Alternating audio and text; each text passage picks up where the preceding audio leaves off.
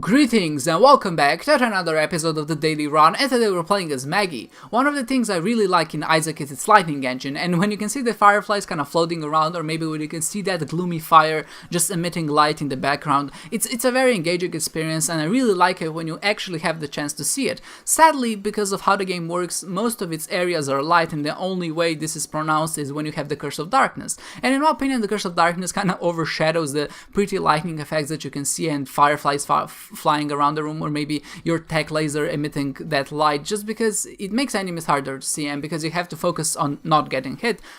You kind of miss out of all the pretty details. And I think, that's more inherent of a problem of just how the game was designed, and I really feel like the Curse of Darkness is in there just to showcase these lightning feeds. Obviously, probably that's not true, but still, because you're just not really able to see these effects in any other floor, except maybe the Shoal or the Void, where I think this is handled much better. I really do feel like the Curse of Darkness should be changed, and if the purpose was to show off these lightning effects and the lightning engine, I feel like maybe the contrast should be improved with the enemies, or maybe it should be made just a bit lighter like it is in the Shoal, or maybe even the Dark Room, because I feel like their enemies, sure, the whole place is dark, but when you see the blue fire, I still feel like you're in that gloomy appearance. You still get a feeling that you're in a very dark place with no escape and no remorse. And probably the fact is that the enemies in there are much more better pronounced, they're bigger.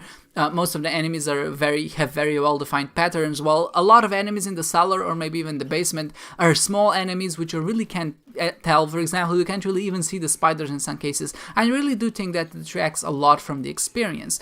Nevertheless, the Curse of Darkness is behind us, and whenever it's on screen, I really just hate showing it. I feel like it shouldn't be in the game at all, and like I said previously, I know it isn't a problem for some, but for me, ever since I kind of figured out that there's a particular setting in my NVIDIA control panel, when I turned it on, the game went completely dark and I wasn't really able to see anything from that point forward. So it's always an ongoing pursuit, because I don't really want to set up my gamma too high, because I think that kind of messes with the game's colors, but at the same time, I really hate not seeing enemies as they go and try to kill me. Besides that, this run was actually starting out in a very weird direction. It wasn't really necessarily bad at the start, because we did get some nice familiars. I think Robot Baby is one of the familiars that maybe is not very good, but when you don't have any other damaging stats, it's still decent, just because it does provide you with a way to shoot more enemies. And Robot Baby is a familiar that kind of predates all of us, I think just because of how old it is, and it existed in the original Flash game as well. It does go over walls and rocks, and I think that's probably its greatest benefits. It doesn't have a ton of damage, but for the earlier floors, it's probably just good enough that it is able to carry, or maybe just to give you an extra helping hand as you're trying to clear the rooms. Another thing I did, which was maybe a bit surprising to some if you're kind of watching this and trying to analyze my gameplay, is that I decided to go to the shop on the first floor even though I had no money. And that's usually something that you would never do, but actually what happened, I think the last patch, which was like 3 weeks ago or something like that, is they added some room variations which didn't spawn before, and in one of those room variations is a shop which contains 2 lucky pennies and I think a sack in the middle of it. So that means it's actually worth it to go to the shop, just because you do have a chance to get that room layout, and obviously getting a +2 luck upgrade in just a random sack is usually a great benefit. And I think because just when you get the luck, you also have a chance to get more consumables later down the road. I think it's just a great investment. And in that case, we had 3 keys, and I decided it's probably worth a try to kind of sacrifice one of our keys for a chance to get it. And I debated, even if it isn't right, at least I get the exploration bonus for just going into the shop. And luckily, our gamble, so to say, kind of paid off. And I did get that particular room, which was a bit lucky, but I do tend to find that it does appear quite often, so maybe it's not that big of a gamble, maybe some values are misaligned, or maybe that's just the intention. But nevertheless, we did get the room, I did get that +2 luck upgrade, and I think the set contained another penny. And at that point, I was faced with the decision. I had 5 cents, and the decision was, so should I spend my 5 cents to buy a Spirit Heart to kind of guarantee my protection on the second floor, so I would get a guaranteed deal with the devil, or at least increase my chances, or should I just kind of wager that and just keep 5 cents to maybe get, or maybe gamble for an arcade on the second floor and maybe get a blood bank, or maybe even better, an IV back out of that. I decided and opted to take the Spirit Heart, just because I think that a Spirit Heart is, or maybe getting a Devil Deal on the second floor is very important, and that's usually what I'm gunning for. And I feel like a lot of people maybe wouldn't wager and go to the shop, and I felt like maybe that would give me a competitive advantage in that sense. So I decided to go for it. I did buy the Spirit Heart, and it was a very good investment because on the second floor what happened, I faced Pride, and for some reason he just did a lot of Troll Bomb attacks. For some reason he just kept doing it right one after another, and eventually one of those bombs did hit me, and they did do a full heart of damage. And because I had the Spirit Heart, obviously I didn't take the red heart damage, and at the end I did manage to get to the boss. I beat Ragman, and I did get that second deal with the devil. Sadly, that deal with the devil didn't really contain anything too spectacular, but at least I said, I did give it a fair shot. Overall, I think this is a good decision that will kind of reward my play if you maybe average it out over multiple runs. But sadly, what happened, just because of that decision, which seemed maybe right at the time, on this very particular run, what it turned out is that not doing that play was actually the right decision, and that's maybe a tough thing to swallow. And essentially what happened is, first of all, because I spent 5 cents, I didn't have a chance to get the car battery later down the road, and I think the car battery is just excellent with the Book of Sin.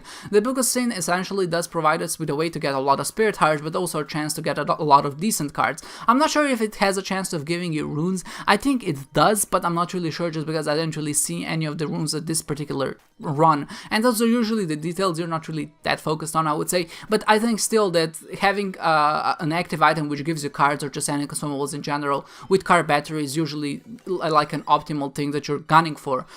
In that situation, I wasn't really able to afford it, or maybe even more unfortunately, just because I opted to do that play, and because I did get a Devil Deal on the second floor, I missed then the Devil Deal which would appear on the third floor if I didn't get it on the second floor, and that Devil Deal contained Death's Touch, and Death's Touch is obviously one of those items that would probably save my run. I would probably even be able to get to boss rush in time if I did go that route, but sadly, as it turned out, I didn't get any DPS ups until Depths 1, I think, and my first DPS up was Growth Hormone. So in this case, my kind of risky play, not even that risky, I would just say my safer play, actually did punish me, just because I did take the less optimal route, which kind of feels better, but at the same time I really do feel like my decision was correct. And whenever you can make a decision, even if it turns out badly in that particular daily, I still feel it's important to realize and recognize that it was the right decision in the moment, and that you probably shouldn't be feeling too bad about messing it up, so to say, in quotation marks. After all, this is still just a game and we're all playing the daily for fun, so you really can't mess it up, and that's probably what I'm going forward here. But I'm trying to kind of analyze my choices and if I did really make the right one at that particular moment in time. And I think in this daily I did. That touch did appear later down the road. I think it was on the 5th floor. I actually commented on the daily thread and I said that touch didn't appear for me, because I thought if I did see it I would definitely have picked it up, but looking at the footage back now, it did appear. I just didn't have enough Spirit Hearts to pick it up, because I decided to pick up Dark Bomb. My decision to pick up Dark Bomb was very simple, and I just said, we have 2 more floors after Mom. So picking up Dark Bomb is probably a good idea, just because I will get more hearts, and then you can use them hearts to trade away in the sacrifice room, and hopefully I would be able to get to the dark room that way. That was also the decision behind picking Book of Sin. So if maybe you're watching and you saw that I had a Book of Sin but also had a deck of cards, you might be saying, why didn't you pick up the deck of cards? Because I think on average that's a much better item. I decided to stick with Book of Sin just for the simple reason that I think it gives you more heart payouts, or more Spirit Heart payouts, and for that reason I can then trade those hearts away and hopefully get a dark room out of it and just a lot of points that way. Sadly, that didn't happen, because as soon as I entered the next floor, it was Womb XL or Utero XL. I always get those two mixed up. And there was no sacrifice room, so it was just one big floor. And what was maybe the worst part about this, we didn't get an additional exploration stage bonus for just going into the womb like you would usually get, because it's an XL floor, but still it did turn out in a way, just because, remember, everyone is playing on the same conditions, so all of us didn't get that stage bonus for going to the womb 1 or womb 2. I did get very lucky in the sense that I think I really did play well with the tools I was given, even with Bob's Brain. I think this is my first run ever where I had Bob's Brain and I managed never to get hit by it, and I really didn't feel like it hindered me that much. Sure, there were some runes which were maybe just a bit annoying to dodge, but I did manage to dodge most of them, and my overall damage multi was actually pretty low for what it is when I usually play.